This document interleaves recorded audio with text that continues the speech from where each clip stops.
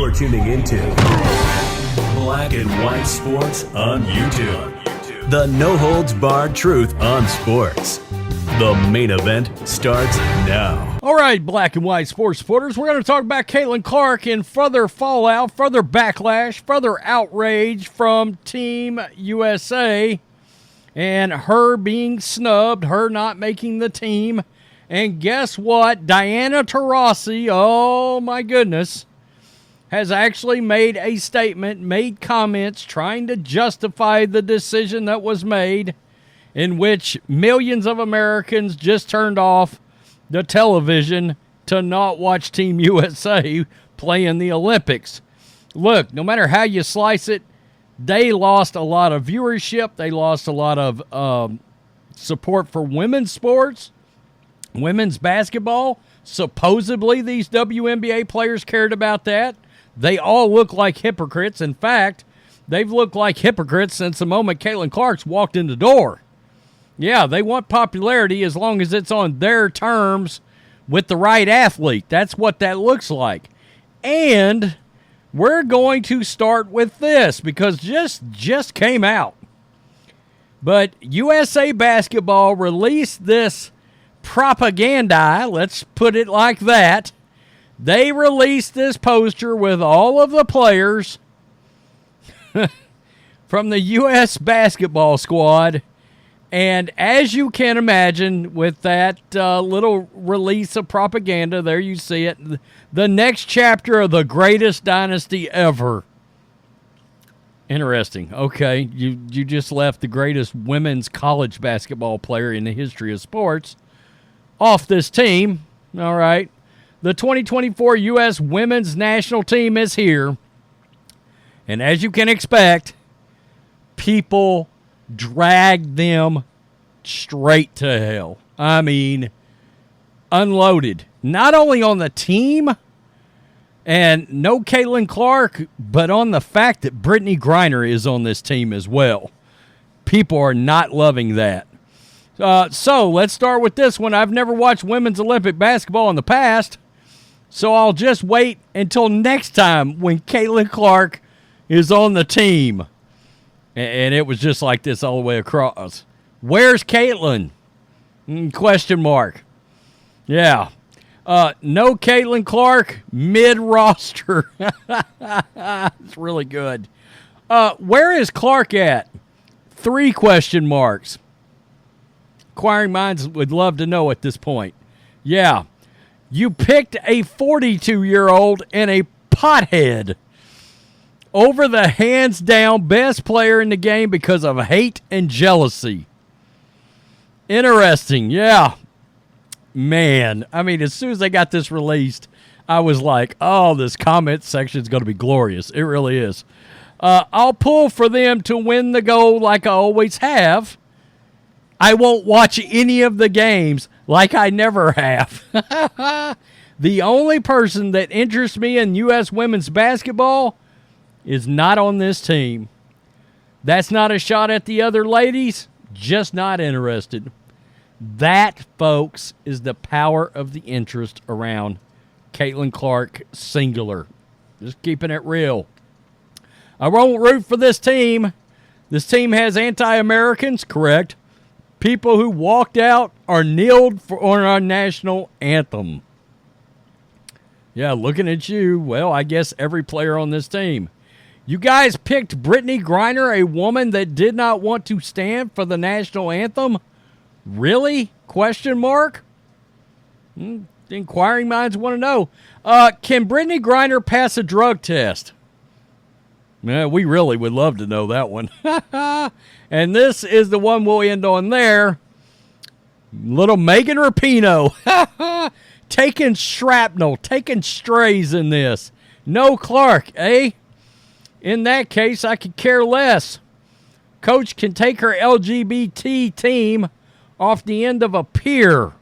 Hey, why not make this person the unofficial assistant coach?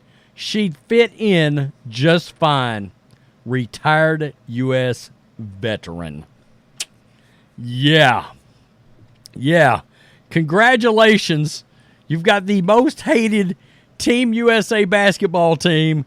I didn't think it was possible for people to go after this team harder than they've done in the past. It's official. That has happened.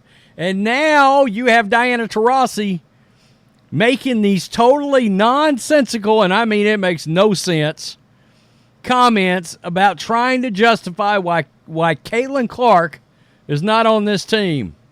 Amid all the discussion about her exclusion from the U.S. women's basketball Olympic squad, team selection, Diana Taurasi, a critic of Clark in the past. Again, we don't know that she's one of the two unnamed veterans that didn't want to deal with Caitlin Clark fans, but considering Clark fans have drugged Taurasi straight to hell in the past over trying to shade Clark, it's awfully suspicious. Believes the Indiana Fever rookie will be just fine. Quote, the game of basketball is all about evolving. It's about getting comfortable with your surroundings. She told USA Today, college basketball is much different than the WNBA than it is overseas. Each one almost is like a different dance you have to learn. And once you learn the steps and the rhythm, and you have the skill set that is superior to everyone else will fall into place. So let me get this straight. In the first 12 games of the league, she scored 200 points and had 75 assists. She's the only person in the history of the league to do that. And we're supposed to believe she's not ready to go compete on an international level. Okay.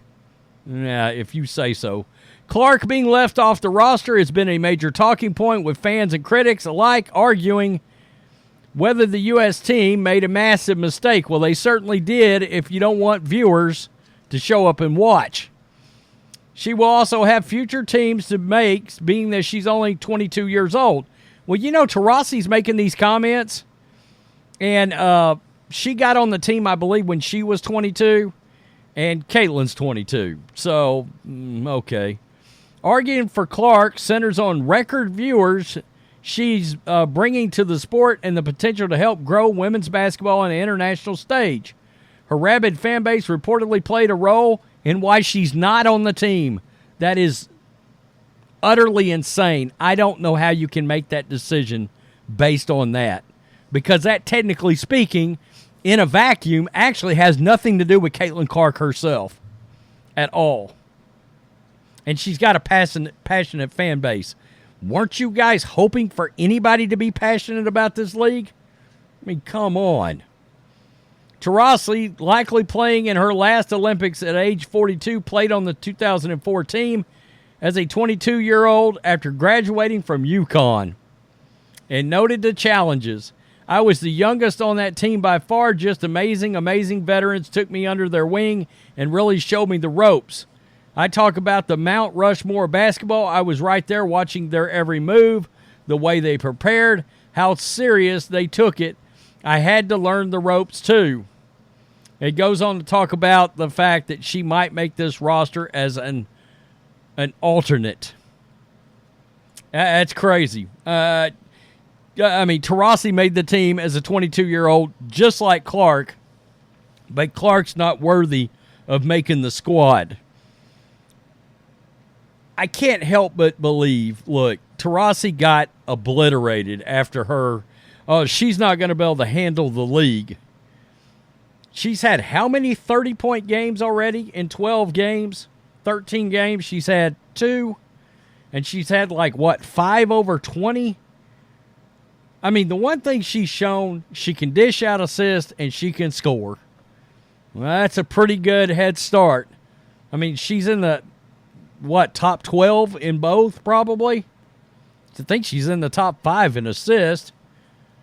It's ridiculous to think this girl couldn't have gone out there and balled out on the stage with the rest of these folks. I mean, really? She's going to get less animosity from the international players than she will from the ones on her own squad, which that in itself is sad. These women didn't want her on this team, and they look terrible and petty jealous, you name it, because of it. Wow. Again, could have been the biggest sporting draw in the Olympics. Now I'm sure it'll be gymnastics probably, or track and field maybe. Tell me what you think. Peace. I'm out. Till next time. Thanks for watching the show. Be sure to like, comment, and subscribe. Be sure to tune in next time on Black and White Sports.